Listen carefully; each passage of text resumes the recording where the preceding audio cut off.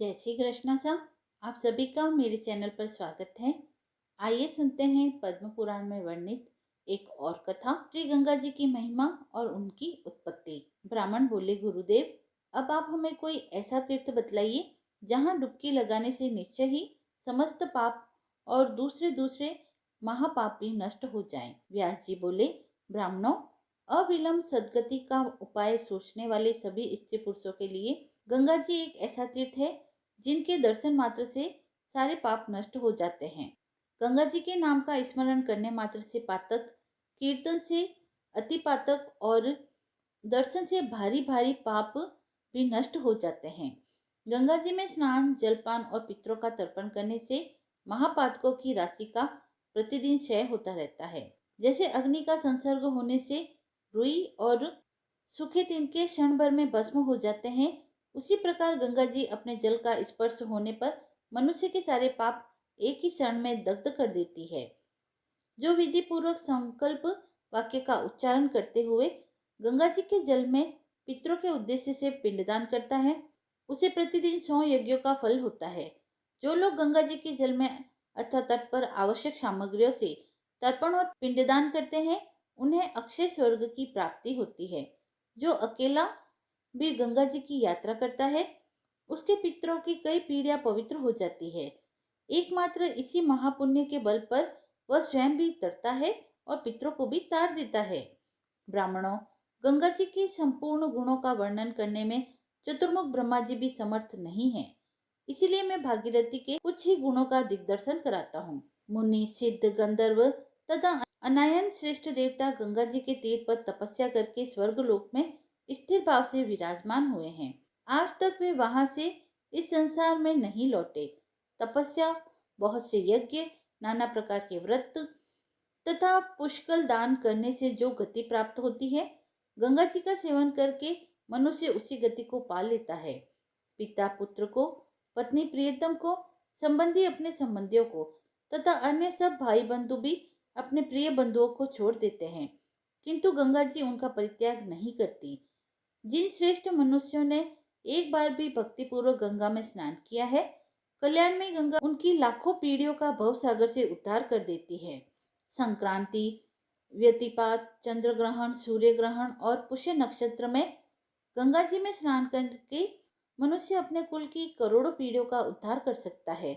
जो मनुष्य अपने हृदय में भगवान विष्णु का चिंतन करते हुए उत्तरायण के शुक्ल पक्ष में दिन को गंगा जी के जल में देह त्याग करते हैं, वे धन्य हैं।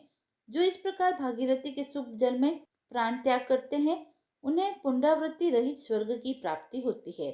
गंगा जी में पितरों का तर्पण तथा तिल मिश्रित जल से तर्पण करने पर भी यदि नरक में हो तो स्वर्ग में जाते हैं, स्वर्ग में हो तो मोक्ष को पाते हैं।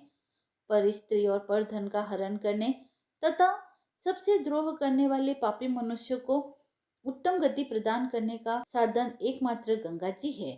वेद शास्त्र के ज्ञान से रहित, गुरु निंदा परायण, सदाचार शून्य मनुष्य के लिए गंगा के समान कोई दूसरी गति नहीं है। गंगा जी में स्नान करने मात्र से मनुष्य के अनेक जन्मों की पाप राशि नष्ट हो जाती है तथा वे तत्काल पुण्य भागी होते हैं।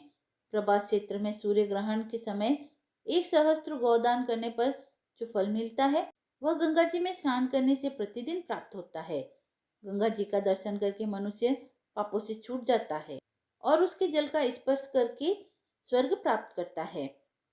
अन्य कार्य के प्रसंग में भी गंगा जी में गोता लगाने पर भी मोक्ष प्रदान करती है। गंगा जी के दर्शन मात्र से पर धन और पर स्त्री की अभिलाषा तथा पर धर्म विषयक रुचि नष्ट हो जाती है। अपने आप जो कुछ मिल जाए उसी में संतोष करना, अपने धर्म में प्रवृत्त रहना तथा संपूर्ण प्राणियों के प्रति समान भाव रखना, ये सद्गुण गंगा जी में स्नान करने वाले मनुष्य के हृदय में स्वभावतः उत्पन्न होते हैं। जो मनुष्य गंगा जी का आश्रय लेकर सुखपूर्वक निवास करता है, वही इस लोक में जीवन में उन्मत्त और श्रेष्ठ है। उसके लिए कोई कर्तव्य शेष नहीं रह जाता। गंगा जी में या उनके तट पर किया हुआ यज्ञ, दान, तप, जप प्रतिदिन कोटि कोटि गुना अधिक फल देने वाला होता है। अपने जन्म नक्षत्र के दिन गंगा जी के संगम में स्नान करके मनुष्य अपने कुल का उद्धार कर देता है। जो बिना श्रद्धा के भी पुण्य सलीला गंगा जी के नाम का कीर्तन करता है, वह निश्चय ही स्वर्ग का अधिकारी है। वे पृथ्वी पर मनुष्य को, पाताल में नागों को, स्वर्ग में देवताओं को ताड़ती है।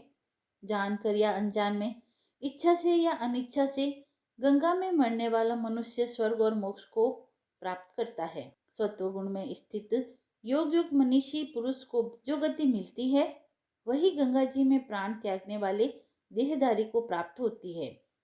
एक मनुष्य अपने शरीर का शोधन करने के लिए हजारों चांद्रायन व्रत करता है और दूसरा मनचाहा गंगा जी का जल पीता है। उन दोनों में गंगा जल का पान करने वाला पुरुष ही श्रेष्ठ है। मनुष्य के ऊपर तभी तक तीर्थों, देवताओं और वेदों का प्रभाव रहता है जब तक कि वह गंगा जी को नहीं प्राप्त कर लेता। भगवती गंगे, वायु देवता ने स्वर्ग, पृथ्वी और आकाश में 3.5 करोड़ तीर्थ बनाए हैं। वे सब तुम्हारे जल में विद्यमान हैं। गंगे, तुम विष्णु का चरणोदक होने के कारण परम पवित्र हो। तीनों लोकों में गमन करने से त्रिपथगामिनी कहलाती हो। तुम्हारा जल धर्ममय है, इसीलिए तुम धर्मद्रवी के नाम से विख्यात हो। जानवी, मेरे पाप हर लो। भगवान श्री विष्णु के चरणों में तुम्हारा प्रादुर्भाव हुआ है। तुम श्री विष्णु भगवान द्वारा सम्मानित तथा वैष्णवी हो। मुझे जन्म से लेकर मृत्यु तक के पापों से बचाओ। महादेवी भगीरथी, तुम श्रद्धा से शोभायमान रजकण से तथा अमृतमय जल से मुझे पवित्र करो। इस भाव के 3 श्लोक का उच्चारण करते हुए जो गंगा जी के जल में स्नान करता है, वह करोड़ों जन्मों के पाप से निसंदेह मुक्त हो जाता है। अब मैं गंगा जी के मूल मंत्र का वर्णन करूंगा, जिसे साक्षात श्री हरि ने बतलाया है। उसका एक बार भी जप करके मनुष्य पवित्र हो जाता है तथा श्री विष्णु भगवान के श्री विग्रह में प्रतिष्ठित होता है। वह मंत्र इस प्रकार है: ओम नमो गंगाय विश्वरूपेण्य नारायणे नमो नमः। अर्थात भगवान श्री नारायण से प्रकट हुई विश्वरूपिणी गंगा जी को बारंबार नमस्कार है। जो मनुष्य गंगा तीर की मिट्टी अपने मस्तक पर धारण करता है, वह गंगा में स्नान किए बिना भी सब पापों से मुक्त हो जाता है। गंगा जी की लहरों से सटकर बहने वाली वायु यदि किसी के शरीर का स्पर्श करती है, तो वह घोर पापों से शुद्ध होकर अक्षय स्वर्ग का उपभोग करता है। मनुष्य की हड्डी जब तक गंगा जी के जल में पड़ी रहती है, उतने ही 1000 वर्षों तक वह स्वर्ग लोक में प्रतिष्ठित होता है। माता पिता, बंधु बांधव, अनाथ तथा गुरुजनों की हड्डी गंगा जल में गिराने से मनुष्य कभी स्वर्ग से भ्रष्ट नहीं होता। जो मानव अपने पितरों की हड्डियों के टुकड़े बटोर कर उन्हें गंगा जी में डालने के लिए ले जाता है, वह पग पग पर अश्वमेध यज्ञ का फल प्राप्त करता है। गंगा तीर पर बसे हुए गांव, पशु पक्षी, कीड़े मकोड़े तथा चर अचर सभी प्राणी धन्य हैं। विप्रवरों, जो गंगा जी से 1 कोस के भीतर प्राण त्याग करते हैं, वे मनुष्य देवता ही हैं। उससे बाहर के मनुष्य ही इस पृथ्वी पर मानव है।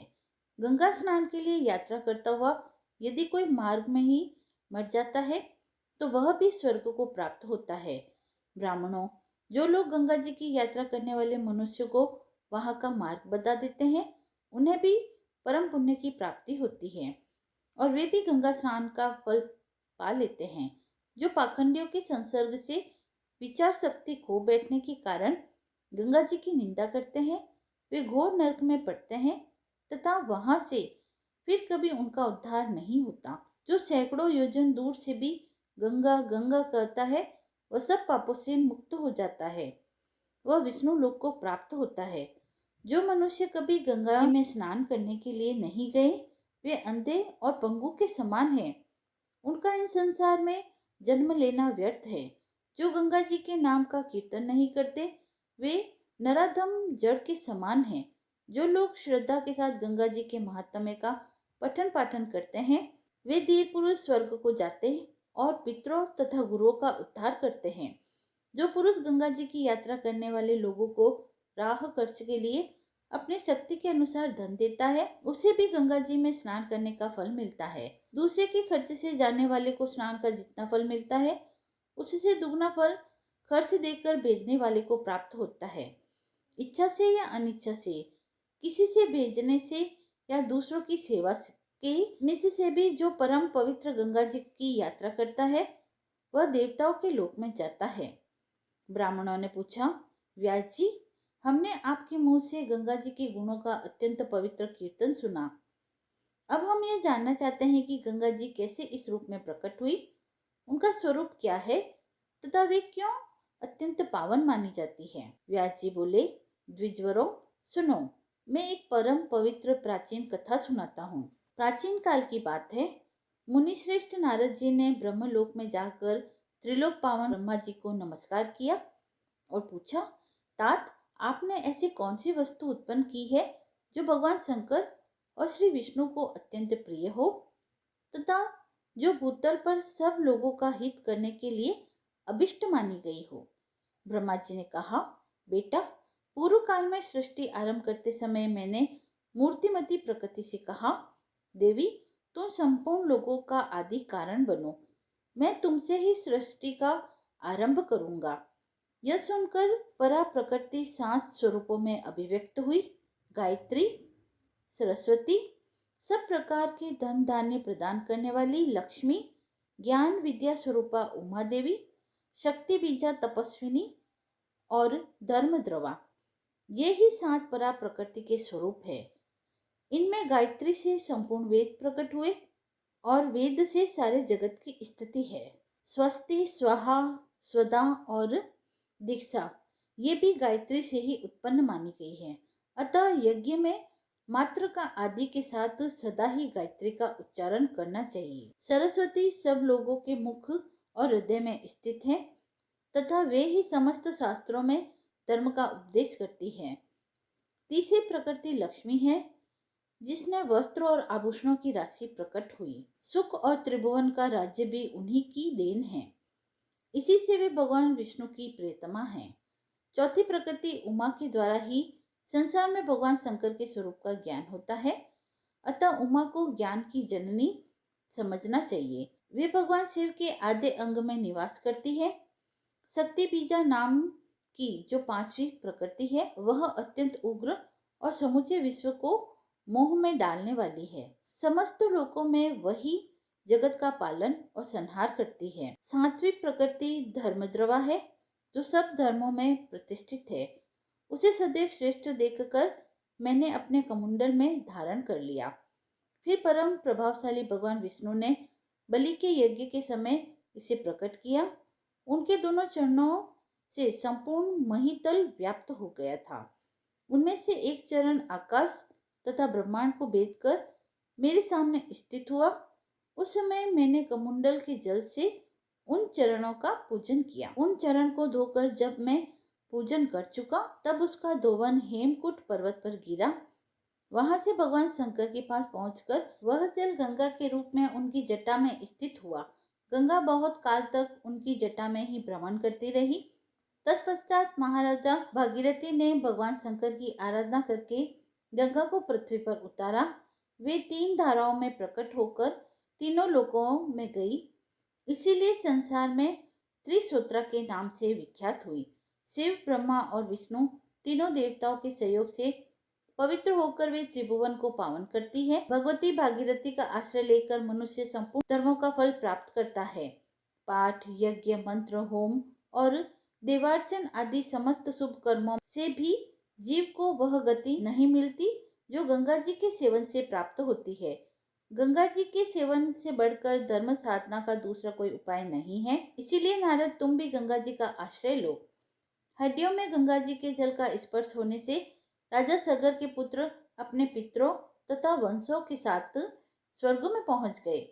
व्यास जी कहते हैं, मुनिश्रेष्ठ, नारद ब्रह्मा जी के मुख से यह बात सुनकर गंगा द्वार अर्थात हरिद्वार में गए और वहां तपस्या करके ब्रह्मा जी के समान हो गए। गंगा जी सर्वत्र सुलभ होते हुए भी गंगा द्वार, प्रयाग और गंगा सागर संगम इन 3 स्थानों में दुर्लभ है। वहां इनकी प्राप्ति बड़े भाग्य से होती है। वहां 3 रात्रि तथा 1 रात निवास करने से भी मनुष्य परम गति को प्राप्त होता है। इसीलिए धर्म के ब्राह्मणों, सब प्रकार से प्रयत्न करके तुम लोग परम कल्याणमयी भगवती भागीरथी के तीर पर जाओ। विशेषतः इस कलिकाल में सत्वगुण से रहित मनुष्य को कष्ट से छुड़ाने और मोक्ष प्रदान करने वाली गंगा जी ही है। गंगा जी के सेवन से अनंत पुण्य का उदय होता है। पुलसत्य जी कहते हैं, भीष्म तदंतर वे ब्राह्मण व्यास जी की कल्याणमय वाणी सुनकर बड़े प्रसन्न हुए और गंगा जी के तट पर तपस्या करके मोक्ष मार्ग को पा गए। जो मनुष्य इस उत्तम परम पवित्र उपाख्यान का श्रवण करता है वह समस्त दुख राशि से पार हो जाता है तथा उसे गंगा जी में स्नान करने का फल मिलता है। एक बार भी इस प्रसंग का पाठ करने पर संपूर्ण यज्ञों का फल मिल जाता है। जो गंगा जी के तट पर ही दान, जप, ध्यान, स्तोत्र, मंत्र और देवार्चन आदि कर्म करता है उसे अनंत फल की प्राप्ति होती है। कथा समाप्त हुई। यदि आपको यह पसंद आई हो तो आप मेरे चैनल को लाइक, शेयर एंड सब्सक्राइब करें। धन्यवाद।